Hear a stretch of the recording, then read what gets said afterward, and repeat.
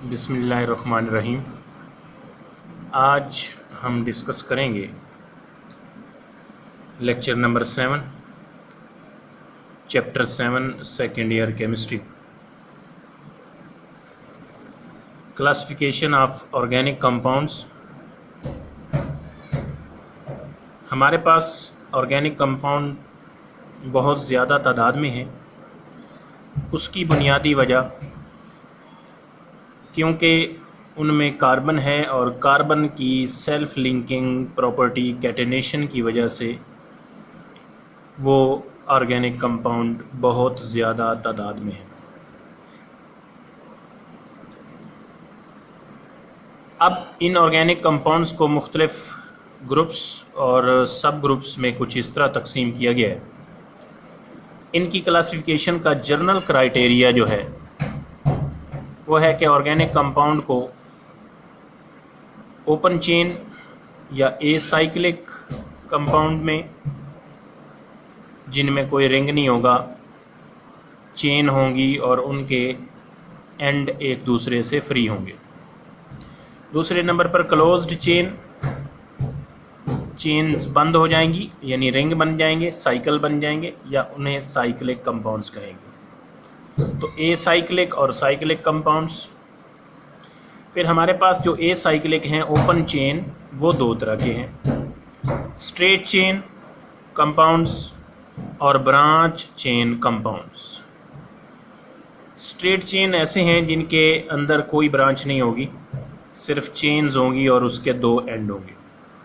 और branch chain ऐसे होंगे जिसमें जब हम कार्बन की लॉन्गेस्ट चेन सेलेक्ट करेंगे तो उसके साइड पर कुछ ग्रुप्स आ रहे होंगे। इनकी एग्जांपल्स हम आगे देखेंगे, स्ट्रेट चेन की एग्जांपल क्या हैं और ब्रांच की क्या हैं। साइक्लिक कंपाउंड्स जो हैं ये फर्दर दो सब ग्रुप्स में डिवाइड किए गए। उसमें नंबर 1 होमोसाइक्लिक, या इनको कार्बोसाइक्लिक कंपाउंड्स भी कहते हैं, और हेटेरोसाइक्लिक। होमोसाइक्लिक ऐसे होंगे जिनके रिंग्स में सिर्फ सिमिलर एटम्स होंगे या कार्बन एटम्स होंगे। सिमिलर तो होमोसाइक्लिक, ये जो टर्म कार्बोसाइक्लिक इस्तेमाल हो रही है ये वो है कि रिंग में सिर्फ कार्बन एटम होंगे। और अगर रिंग्स के अंदर कार्बन के अलावा different type of atoms ring के अंदर मौजूद हों तो फिर इनको हेटेरोसाइक्लिक कहेंगे। होमोसाइक्लिक जिनके रिंग में प्योर कार्बन होंगे, और हेटेरोसाइक्लिक जिसमें कम अज़ कम एक एटम कार्बन के अलावा या एक से ज़्यादा भी हो सकते हैं रिंग में मौजूद होंगे, ऐसों को हम हेटेरोसाइक्लिक कहेंगे। अब होमोसाइक्लिक के आगे सब दो ग्रुप्स हैं, एलिसाइक्लिक और एरोमेटिक।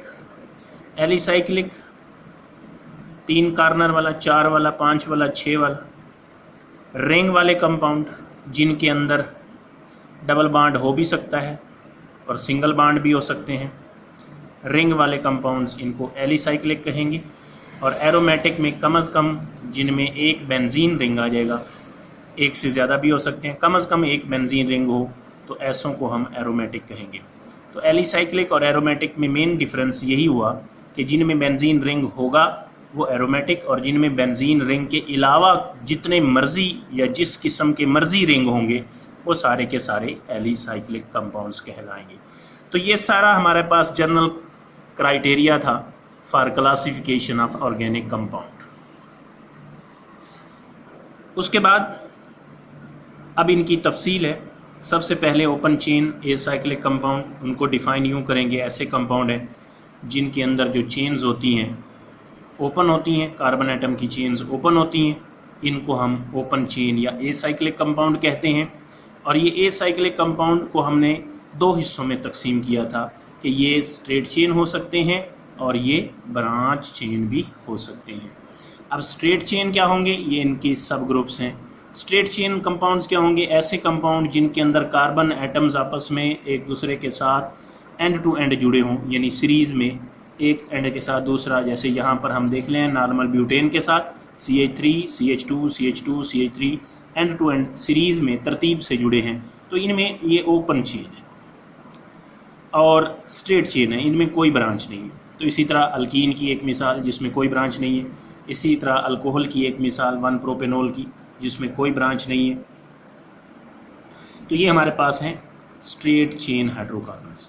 फिर ब्रांच चेन जिनमें ब्रांचें आ जाएंगी, मसलन यहाँ पर आइसोब्यूटेन में यूँ सीधी चेन अगर सेलेक्ट करेंगे तो हमारे पास ये वाला मिथाइल ग्रुप जो है वो एज ए ब्रांच आ रहा है।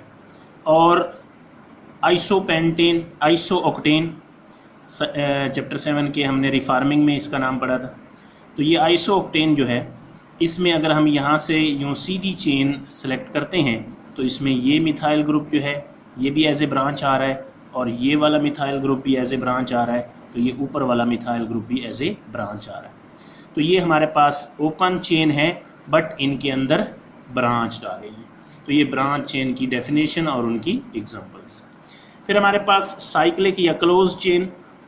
साइक्लिक या क्लोज चेन जो कंपाउंड्स थे उनमें ऐसे हैं ये कि जिनमें दो एंड जो होंगे कार्बन चेन के वो आपस में जुड़े होंगे। पहले ओपन थे, अब जुड़े हुए होंगे, तो जाहिर है इसके नतीजे में हमारे पास क्लोज चेन बनेगी या रिंग्स बनेगी।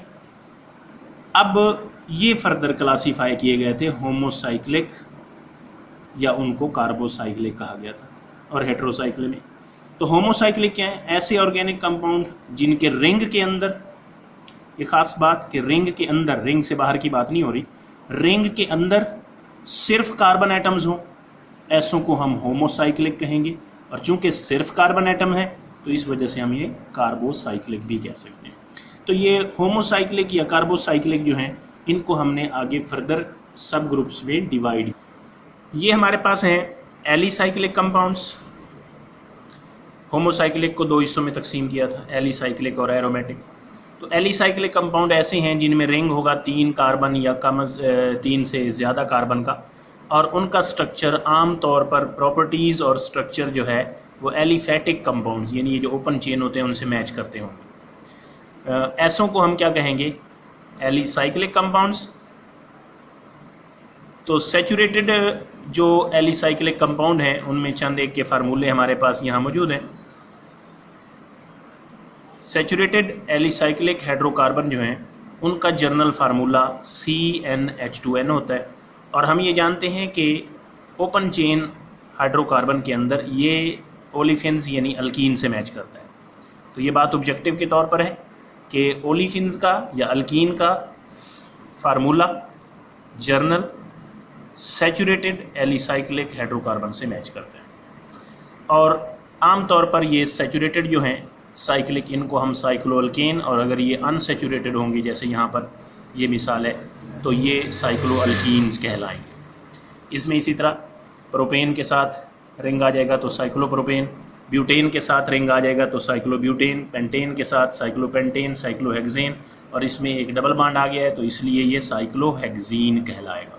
तो ये हैं एलिसाइक्लिक कंपाउंड, इनमें 3 या 3 से ज़्यादा कार्बन के रिंग हैं, चाहे सैचुरेटेड चाहे अनसैचुरेटेड, लेकिन बेंजीन रिंग इनमें नहीं है। तो एरोमेटिक क्या होंगे?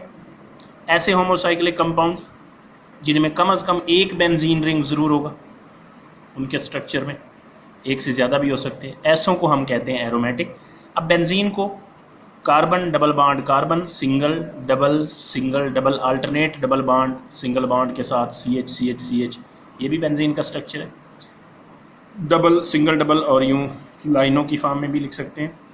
और इसका जो सबसे एडवांस स्ट्रक्चर है वो हमारे पास इसके अंदर दायरा डाल देते हैं, क्योंकि ये 3 डबल बॉन्ड जो होते हैं ये घूम रहे होते हैं, तो इस घूमते हुए बॉन्ड को हम दायरे से शो कर सकते हैं। तो तीनों में से कोई एक स्ट्रक्चर लिख सकते हैं तीनों बेंजीन के लिए। Aromatic compound may have substituents, इनके ऊपर सब्स्टिट्यूएंट भी हो सकते हैं, मसलन मिथाइल बेंजीन के ऊपर तो इसका स्पेशल नाम टॉलुइन है, बेंजीन के ऊपर हाइड्रोक्सिल ग्रुप तो इसको स्पेशल नाम फिनोल, और बेंजीन के ऊपर अमाइनो ग्रुप तो इसका नाम एनालीन, बेंजीन के ऊपर नाइट्रो ग्रुप तो इसका नाम नाइट्रोबेंजीन। यहाँ पर ये बात याद रहे कि ये होमोसाइक्लिक जो कंपाउंड थे एरोमेटिक, इनके रिंग में कार्बन ही है, इसके भी, इसके भी, एनिलीन के भी और नाइट्रोबेंजीन के रिंग में कार्बन ही है। ये जो नाइट्रोजन ऑक्सीजन और कार्बन व मिथाइल वगैरह ग्रुप आ रहे हैं, ये रिंग से बाहर हैं। तो होमोसाइक्लिक की डेफिनेशन में रिंग के अंदर सिमिलर ग्रुप होने चाहिए थे और वो यहाँ सिमिलर ही है, इसलिए ये टाइप जो है एरोमेटिक कंपाउंड्स वाली, ये होमोसाइक्लिक से ही बिलोंग करती है। उसके बाद ये एरोमेटिक कंपाउंड जो हैं, इनमें एक से ज़्यादा बेंजीन रिंग भी हो सकते हैं।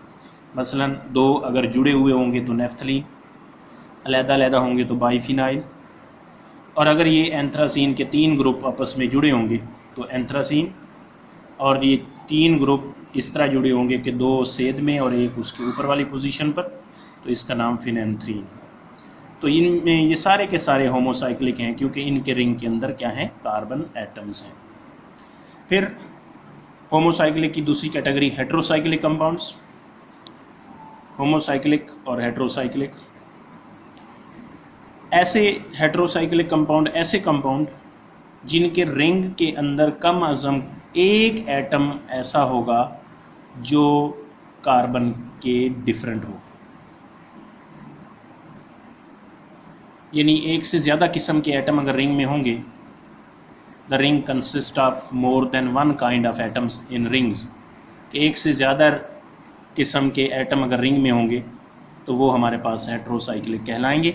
और इसमें वो जो कार्बन के अलावा वाला एलिमेंट उनमें मौजूद होता है वो ज़्यादातर नाइट्रोजन, ऑक्सीजन और सल्फ़र वगैरह होते हैं, और इनको हम हेट्रो एटम्स कहते हैं, नाइट्रोजन, ऑक्सीजन और सल्फ़र। तो वो हेट्रोसाइक्लिक की मिसालें क्या हैं? फ्यूरान के अंदर यहाँ पर कार्बन है, यहाँ पर कार्बन है, कार्बन है, कार्बन है, लेकिन इस कार्नर के रिंग के अंदर जो है वो ऑक्सीजन है, फ्यूरान। और थायोफीन में यहाँ सल्फ़र है, बाकी सारे कॉर्नर पर कार्बन है। यहाँ पर पायरोल के अंदर यहाँ नाइट्रोजन है और बाकी चारों कॉर्नर के ऊपर कार्बन है। यहाँ पायरिडीन के अंदर यहाँ पर नाइट्रोजन है और बाकी 5 कॉर्नर के ऊपर कार्बन है।